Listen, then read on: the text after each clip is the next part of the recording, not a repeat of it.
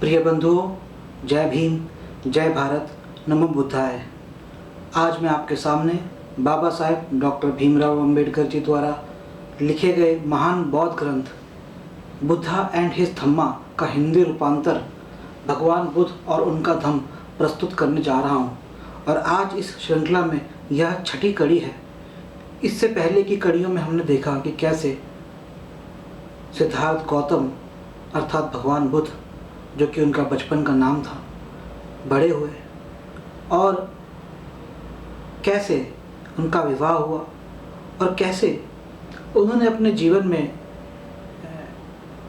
जो मन के भाव हैं और जो आपके बर्ताव हैं उनमें एक रूपता रखने की बात कही और किसी को मूर्ख ना बनाए, मन में कुछ और व्यवहार में कुछ और, इस तरह का विचार उन्होंने दूर रखने के लिए कहा। और फिर उन्होंने युद्ध की बजाय अहिंसा की तरफ, बल्कि इसको ऐसे ना समझे कि उन्होंने युद्ध ना करने की बात कही, बल्कि उन्होंने यह कहा कि युद्ध से जो हानि होती है वह अत्यधिक है और हम उस हानि को रोक सकते हैं या कम कर सकते हैं कि अगर हम कोई बीच का रास्ता सुझा लें। फर्ज करिए दो मनुष्य 100 रुपये के लिए लड़ रहे हैं और बजाय आपस में लड़के एक दूसरे को चोट पहुंचाते हैं और फिर वो डॉक्टर के पास जाते हैं। 100 रुपये की उन्हें मरहम लगानी पड़ती है, तो 100 रुपये के लिए उनको 200 रुपये की मरहम लगानी पड़ी। अगर वह 50-50 बांट लेते, लेकिन यहाँ मैं यह नहीं कहूँगा कि, और ना ही गौतम ये कह रहे हैं कि आप जो है अन्याय भी होने दें, बल्कि कहीं ना कहीं कोई मध्यस्थता का रास्ता निकालें। मैं आगे बढ़ता हूँ। विदाई के शब्द। तो पहले हमने देखा कि कैसे अब सिद्धार्थ गौतम अपने परिवार को बचाने के लिए खुद घर छोड़ने को राजी हो गए हैं।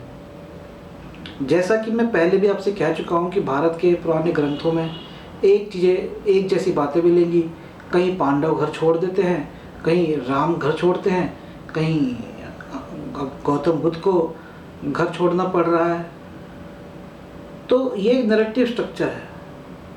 इसमें हो सकता है कि सत्य भी हो सकता है कि पहले की हमारी सभ्यता इस तरह की हो। तो इन सब चीज़ों को भी आप दिमाग खोल के सोचते रहिए और आगे सुनिए। विदाई के शब्द। शाक्य संघ की सभा में जो कुछ हुआ उसकी सूचना सिद्धार्थ गौतम के लौटने से बहुत पहले ही राजमहल में पहुंच चुकी थी। घर पहुंचने पर सिद्धार्थ गौतम ने देखा कि उसके माता पिता रो रहे थे और संताप में डूबे हुए थे। सुशोधन ने कहा, हम युद्ध की बुराइयों की चर्चा तो कर रहे थे, लेकिन मैंने यह कभी नहीं सोचा था कि तुम इस सीमा तक। शुद्धोधन ने कहा कि हम युद्ध की बुराइयों की चर्चा तो कर रहे थे, लेकिन मैंने यह कभी नहीं सोचा था कि तुम इस सीमा तक चले जाओगे। सिद्धार्थ ने उत्तर दिया, मैं भी नहीं सोचता था कि स्थिति ऐसा मोड़ ले लेगी। मैं आशा कर रहा था कि अपने तर्कों से शांति हेतु शाक्यों का मन जीत लूं, लेकिन कितने खेद की बात है कि सैनिक अधिकारियों ने लोगों को इतना उत्तेजित कर दिया कि मेरे तर्क उन पर कोई भी प्रभाव डालने में सफल नहीं हुए। लेकिन मैं आशा करता हूँ कि आपने अनुभव किया होगा कि मैंने किस प्रकार परिस्थिति को अत्यधिक बिगड़ने से बचाया लिया। मैंने सत्य और न्याय के उद्देश्य को नहीं छोड़ा, सत्य और न्याय के लिए अडिग खड़ा रहा, चाहे उसके लिए कोई भी दंड रहा हो। मैंने उसके प्रहार को अपने ऊपर ले लिया। लेकिन शुद्धोधन इससे संतुष्ट नहीं थे। वह बोले, तुमने यह नहीं सोचा कि इससे हमारे ऊपर क्या बीतेगी? सिद्धार्थ ने उत्तर दिया, लेकिन इसी कारण से मैंने प्रवज्ञा ले ली। जरा सोचिए, यदि शाक्यों ने हमारे सारे खेत जब्त करने की आज्ञा दे दी होती तो इसका दुष्परिणाम क्या होता? लेकिन तुम्हारे बिना हमारे लिए इन खेतों का क्या लाभ है? शुद्धोधन पीड़ा से भरकर बोले, सारा परिवार ही शाक्य जनपद का परित्याग कर तुम्हारे साथ देश छोड़कर क्यों न चले? प्रजापति गौतमी भी रोते हुए शुद्धोधन के साथ साथ बोली, मैं भी इस बात से सहमत हूँ। तुम हम सबके को इस प्रकार छोड़कर अकेले कैसे जा सकते हो? सिद्धार्थ ने सांत्वना दी, माँ, क्या तुमने हमेशा एक क्षत्रिय की माता होने का दावा नहीं किया है? क्या ऐसा नहीं है? तब तो तुम्हें वीर होना चाहिए। इस प्रकार दुखी होना तुम्हें शोभा नहीं देता। यदि मैं युद्ध भूमि में गया होता तो वहाँ मारा जाता तो तुम क्या करती? क्या तब भी तुम इसी प्रकार दुखी होती? गौतमी बोली, नहीं, वैसे तो एक क्षत्रिय के योग्य होता, लेकिन अब तुम लोगों से दूर जंगल में जंगली जानवरों के साथ रहने जा रहे हो। हम यहाँ कैसे शांति से रह सकते हैं? मैं कहती हूँ कि तुम हमें भी अपने साथ ले चलो। सिद्धार्थ ने प्रश्न किया, मैं तुम सबको कैसे साथ ले जा सकता हूँ? नंद अभी बच्चा है, मेरे पुत्र राहुल का अभी अभी जन्म हुआ है। क्या तुम इन्हें छोड़कर मेरे साथ जा सकती हो? गौतमी को संतोष न हुआ। उसने निवेदन किया, यह संभव है कि हम सब शाक्यों का देश छोड़कर कौशल राज के संरक्षण में रहने के लिए कौशल राज में चले जाएं। सिद्धार्थ ने पूछा, लेकिन माँ, शाक्य क्या कहेंगे? क्या वे इसे देशद्रोह नहीं समझेंगे? इसके अतिरिक्त मैंने वचन दिया है कि मैं वाणी या कर्म से ऐसा कुछ नहीं करूँगा जिससे कि कौशल राज को मेरी प्रवज्ञा का यथार्थ कारण ज्ञात हो जाए। यह सही है कि मुझे अकेले जंगल में रहना होगा, लेकिन उत्तम क्या है, जंगल में रहना अथवा कोलियों के वध में भागीदार बनना? शुद्धोधन ने पूछा, लेकिन इतनी व्यग्रता क्यों? शाक्य संघ ने अभी कुछ समय के लिए लड़ाई को स्थगित कर दिया है। हो सकता है कि युद्ध भी कभी छिड़े ही नहीं। तुम अभी प्रवज्ञा क्यों नहीं स्थगित कर देते? हो सकता है कि तुम्हारे यहाँ बने रहने के लिए शाक्य संघ से अनुमति प्राप्त करना संभव हो जाए। सिद्धार्थ को यह विचार सर्वथा नापसंद था, इसलिए उसने कहा, क्योंकि मैंने प्रवजित हो जाने का वचन दिया है, इसलिए शाक्य संघ ने सभी कोलियों के विरुद्ध युद्ध छेड़ने का निर्णय स्थगित कर दिया है। यह संभव है कि मेरे प्रवज्ञा ग्रहण कर लेने पर शाक्य संघ को अपनी युद्ध की घोषणा को वापस लेने के लिए राजी किया जा सके, किंतु यह सब कुछ पहले मेरे प्रवज्ञा ले लेने पर ही निर्भर करता है। मैंने वचन दिया है और मुझे उससे अवश्य पूरा करना चाहिए। उस उल्लंघन का परिणाम हमारे लिए और शांति दोनों के लिए बहुत गंभीर हो सकता है। माँ, अब मेरे मार्ग में बाधक ना बनो, मुझे अपनी अनुमति और अपना आशीर्वाद दो। जो कुछ हो रहा है वह अच्छे के लिए ही है। गौतमी और सुशोधन दोनों मौन हो गए। तब सिद्धार्थ यशोधरा के कक्ष में पहुँचे। उसे देखकर सिद्धार्थ मौन खड़ा हो गया। वह समझ नहीं पा रहे थे कि अब क्या कहे और कैसे कहे। यशोधरा ने ही चुप्पी तोड़ते हुए कहा, कपिलवस्तु में शाक्य संघ की सभा में जो कुछ भी हुआ वह सब मैं सुन चुकी हूँ। सिद्धार्थ ने पूछा, यशोधरा, मुझे बताओ कि मेरे प्रवजित होने के निर्णय के बारे में तुम क्या सोचती हो? सिद्धार्थ समझते थे कि शायद यशोधरा हिम्मत हार जाएगी, किंतु ऐसा कुछ भी नहीं हुआ। अपनी भावनाओं पर पूरा नियंत्रण रखते हुए उसने उत्तर दिया, यदि मैं ही तुम्हारी स्थिति में होती तो मैं भी इसके अतिरिक्त और क्या करती। निश्चय से मैं कोलियों के विरुद्ध छेड़े जाने वाले युद्ध के पक्ष में नहीं हो होती। तुम्हारा निर्णय उचित निर्णय है। मेरी सहमति और समर्थन तुम्हारे साथ है। मैं भी तुम्हारे साथ प्रवजित हो जाती। यदि मैं प्रवजित नहीं हो पा रही हूँ तो इसका एकमात्र कारण यही है कि अभी मुझे राहुल का पालन पोषण करना है। अच्छा होता यदि ऐसा न हुआ होता, लेकिन स्थिति का सामना करने के लिए साहसी और वीर होना चाहिए। तुम अपने माता पिता तथा पुत्र की चिंता न करो। मैं जब तक जीऊंगी उनकी देखभाल करती रहूंगी।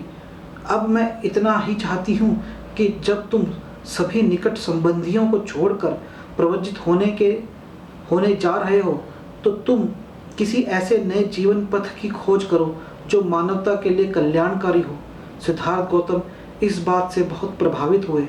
इससे पहले उन्होंने कभी भी नहीं जाना था कि यशोधरा इतनी वीर, साहसी और उदार हृदय वाली स्त्री है, और वह कितना गौरवशाली है कि उसे यशोधरा जैसी पत्नी मिली और समय ने दोनों को पृथक पृथक कर दिया। उसने राहुल को लाने को कहा। उसने राहुल पर एक पिता की वात्सल्यपूर्ण दृष्टि डाली, फिर वह वहां से चला गया।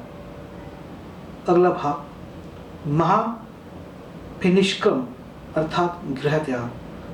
महानिविष्क्रम। सिद्धार्थ ने सोचा कि वह भारद्वाज से प्रवज्जा प्राप्त करे, जिसका आश्रम कपिलवस्तु में ही था।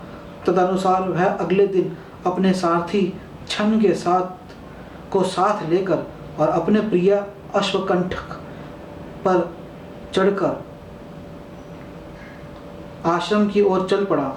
जैसे ही वह आश्रम के समीप पहुंचा, स्त्री और पुरुष द्वार पर एकत्र हो गए, मानो वह एक नए दूल्हे का स्वागत कर रहे हों। और जब वे उसके समीप आए, उनकी आंखें आश्चर्य से खुली थी और उन्होंने बंद कमल की तरह हाथ जोड़कर उसे नमस्कार किया। वे उसे घेर कर खड़े हो गए। उनके चित्त भाव विहल थे, जैसे कि वे अपने अल्प नेत्रों से उसका पान कर रहे हों और प्रेम के साथ पुष्पित हो रहे हों। कुछ स्त्रियों ने तो वास्तव में उसे कामदेव का प्रतिरूप समझा, क्योंकि वह अपने श्रेष्ठ लक्षणों तथा अलंकारों से सहज ही अलंकृत था। दूसरों ने उसकी शालीनता और तेजस्विता को समझने की अपनी अमृतमयी किरणों के साथ चंद्रमा पृथ्वी पर उतर आया हो। अन्य उसके सौंदर्य से मुग्ध हो मुंह खोले ऐसे खड़ी थी, मानो उसे निगल जाएंगी। वे एक दूसरे को देखकर लंबी लंबी सांसें ले रही थी। इस प्रकार स्त्रियां केवल उसकी ओर एकटक देखे ही जा रही थी। न उनके मुंह में शब्द था, न चेहरे पर मुस्कुराहट। वे उसे घेरे हुए अवाक खड़ी थीं और उसके प्रवर्जिक होने के निर्णय पर विचार कर विस्मित हो रही थी। बहुत कठिनाई से वह उस भीड़ में से निकला और आश्रम के द्वार में प्रविष्ट हो गया। सिद्धार्थ नहीं चाहता था कि शुद्धोधन और प्रजापति गौतमी उपस्थित होकर उसकी प्रवज्जा को देखें, क्योंकि वह जानता था कि ऐसे समय में वे व्यथा से टूट जाएंगे। लेकिन उसकी जानकारी के बिना ही वे पहले से ही आश्रम में पहुंच चुके थे।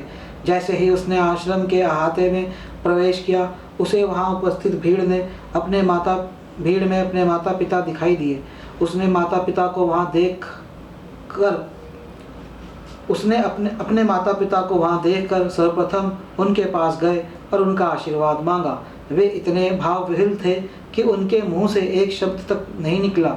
वे रोते ही रहे और उन्होंने उसे छाती से लगाया तथा आंसुओं से उनको नहला डाला। छन्न के कंथक को आश्रम में एक पेड़ से बांध दिया और वह भी वहां खड़ा था। शुद्धोधन और प्रजापति को आंसू बहाते देखकर वह भी भावावेश में रोने लगा। बड़ी कठिनाई से अपने माता पिता से वंचित से स्वयं को अलग कर सिद्धार्थ वहां गया जहां छन्न खड़ा था।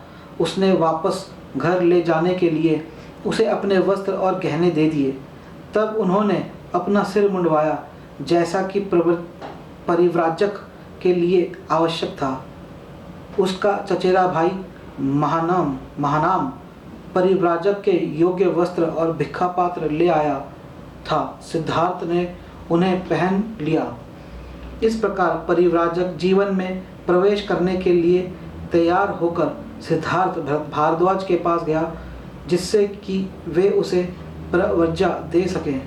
अपने शिष्यों की सहायता से भारद्वाज ने आवश्यक संस्कार किए और सिद्धार्थ गौतम के परिव्राजक बन जाने की घोषणा की। यह याद करके कि उसने शाक्य संघ के सम्मुख दोहरी प्रतिज्ञा की थी, एक तो प्रव्रज्जा लेने की और दूसरे अविलंब ही शाक्य जनपद की सीमा से बाहर हो जाने की सिद्धार्थ गौतम प्रव्रज्या का संस्कार समाप्त होते ही अपनी यात्रा पर चल पड़ा। आश्रम में जो जनसमूह एकत्र हो गया था वह असाधारण था, क्योंकि सिद्धार्थ गौतम की प्रव्रज्या की परिस्थितियां भी असाधारण थी। जब राजकुमार आश्रम से बाहर निकला, जनसमूह भी उसके पीछे पीछे हो लिया। उसने कपिलावस्तु से विदा ली और अनोमा नदी की ओर आगे बढ़ा। उसने पीछे मुड़कर देखा तो जनसमूह अभी भी उसके पीछे पीछे चला आ रहा था। वह रुका और उन्हें संबोधित किया, भाइयों और बहनों, मेरे पीछे पीछे आने से कोई लाभ नहीं है। मैं शाक्यों और कोलियों के बीच का झगड़ा निपटा सकने में असफल रहा हूँ, लेकिन यदि तुम समझौते के पक्ष में जनमत तैयार कर लो तो तुम सफल हो सकते हो। देखिए यहाँ पर वे भाइयों और बहनों कह के और उनसे एक समझौता तैयार करने के लिए उन्हें अपना पक्ष, जिसे हम कहते हैं मॉडर्न टाइम में डेमोक्रेसी, उसकी स्थापना बुद्ध कर रहे हैं कहीं ना कहीं, कि जनता का पक्ष। और आज के हमारे प्रतिनिधि अलग प्रतिनिधि हैं। आज जो जनता बोलती है प्रतिनिधियों को वह करना पड़ता है, उनके बात के आगे मानना पड़ता है उनकी बात को। तो यहाँ पे बौद्ध जो है जनतंत्र की स्थापना कर रहे हैं, कुलतंत्र से हटकर। इसलिए कृपया करके वापस लौट जाओ। उनकी प्रार्थना सुनी तो भीड़ पीछे लौटने लगी। शुद्धोधन और गौतमी भी महल की ओर वापस चले गए। सिद्धार्थ गौतम के त्यागे वस्त्रों और गहनों को देखना गौतमी के लिए असहाय था। उसने उन्हें एक कमल के तालाब में फिकवा दिया। जब सिद्धार्थ गौतम ने प्रवज्ञा ग्रहण की तो उसकी आयु केवल 29 वर्ष की थी। लोग उसकी प्रशंसा करते थे और ठंडी सांस भर कहते थे, यह शाक्य उच्च कुलोत्पन्न है, यह श्रेष्ठ माता पिता की संतान है, यह संपन्न है, यह तरुण्य के मध्य में है, यह सुंदर शरीर और बुद्धि से युक्त है, सुख भोग में पला है और यह अपने संबंधियों से इसलिए लड़ा ताकि पृथ्वी पर प्राणियों के लिए शांति और सद्भावना बनी रहे। वह शाक्य तरुण था जो नातेदारों के बहुमत के आगे हार गया तो भी झुका नहीं और अपने लिए स्वैच्छिक दंड भुगतान स्वीकार किया, जिसमें ऐश्वर्य की जगह दरिद्रता, भोग की जगह भिक्षा, घर की जगह बेघर हो जाना था। और इस प्रकार उसके साथ उसकी देखभाल करने वाला कोई नहीं है और संसार में ऐसा कुछ भी नहीं है जिसे वह अपना कह सके। इसका यह स्वेच्छा से किया हुआ महान त्याग, यह बहुत ही वीरता और साहस का कार्य है। संसार के इतिहास में इसकी उपमा नहीं मिलती है। यह शाक्य मुनि अथवा शाक्य सिंह कहलाने का अधिकारी है। शाक्य कुमार किसी गौतमी का कथन कितना सही था। शाक्य कुमारी किसी गौतमी का कथन कितना सही था।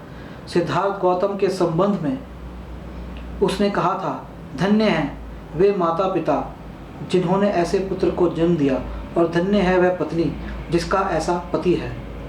शाक्य कुमार और उनका सेवक।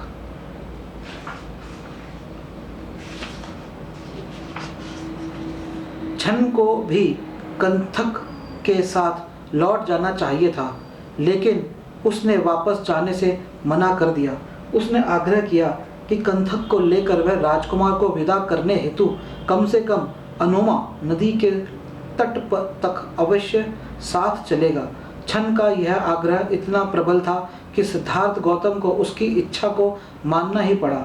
अंत में वह अनोमा नदी के तट पर पहुंचे। तब छन को संबोधित करते हुए सिद्धार्थ बोले, अच्छे मित्र, इस प्रकार यहाँ तक मेरे साथ साथ आने से मेरे प्रति तुम्हारा स्नेह सिद्ध हो गया है। अपने स्वामी के प्रति तुम्हारे प्रेम ने मेरे संपूर्ण हृदय को जीत लिया है। मैं अपने प्रति तुम्हारे उदार भाव से बहुत प्रसन्न हूँ, लेकिन इस समय तुम्हें कोई पुरस्कार देने में असमर्थ हूँ। इस प्रकार साथ देने वाले को पुरस्कृत करने के लिए कौन तत्पर नहीं होगा, लेकिन विपत्ति के समय आदमी के अपने आगे संबंधी तक पराये बन जाते हैं। परिवार के लिए पुत्र का पालन पोषण किया जाता है, पुत्र अपनी ही भावी सहायता के लिए पिता का आदर करता है। किसी न किसी आशा से ही संसार के लोग उदारता दिखाते हैं। बिना उद्देश्य का निस्वार्थ भाव कहीं भी नहीं है। केवल एक तुम ही इसके अपवाद हो। अब इस घोड़े को लो और लौट जाओ। राजा के स्नेह में अभी किसी तरह की कमी नहीं आई होगी। उन्हें किसी न किसी तरह इस दुख को सह लेने में सहायता करनी चाहिए।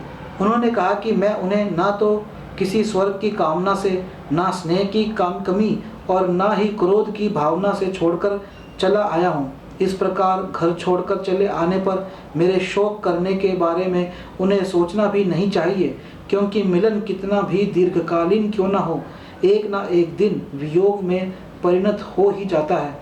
जब वियोग अनिवार्य है तो यह कैसे हो सकता है कि संबंधियों से संबंध बार बार वियोग न हो।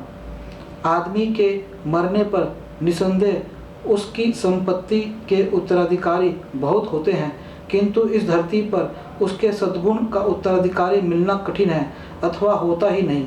मेरे राजा पिता को देखभाल की आवश्यकता होगी। हो सकता है कि राजा कहें कि मैंने अनुपयुक्त समय पर गृह त्याग किया है, किंतु कर्तव्य पूर्ति के लिए कोई भी समय अनुपयुक्त नहीं होता। मेरे पिता को इन शब्दों और ऐसे ही शब्दों से संबोधित करना और तुम ऐसा प्रयास करना कि वे मुझे याद ही ना कर सकें। हाँ, मेरी माँ से भी कहना कि मैं पूर्णतः उसके स्नेह के योग्य सिद्ध हुआ। वह उदार व्यक्तित्व वाली है, उसकी उदारता के लिए शब्द नहीं है।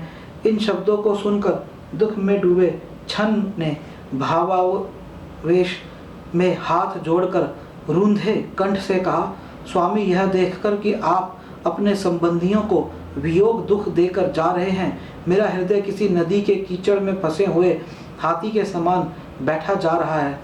आपका ऐसा गृह त्याग का संकल्प किसी आंखों से अंशु धारा ना बहाएगा, चाहे उसका हृदय लोह निर्मित ही क्यों ना हो। स्नेह सिक्त हृदय का तो कहना ही क्या। कहाँ तो यह प्रसाद में ही रहने योग्य कोमलांग और कहाँ वह तीक्ष्ण कुशाघास से ढका तपस्या का वन। हे कुमार, आपका ऐसा निर्णय जानकर मैं अब दुखमग्न कपिलवस्तु में इस कंथक घोड़े को वापस कैसे ले जा सकता हूँ। निश्चय से आप उस पुत्र स्नेह सिक्त वृद्ध राजा को ऐसे छोड़कर नहीं जाएंगे जैसे कोई विधर्मी सिद्धम को छोड़कर चला जाता है।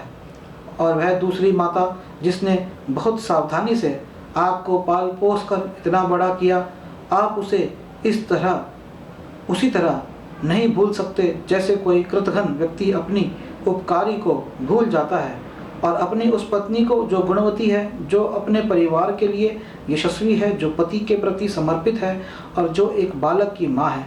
और हे धर्म तथा यश को संजोए रखने वाले, आप यशोधरा के उस पुत्र को जो हर प्रकार से प्रशंसा का पात्र है, ऐसे नहीं छोड़ सकते जैसे कोई दुराचारी अपने गौरवपूर्ण यश को अपव्ययी की तरह छोड़ देता है।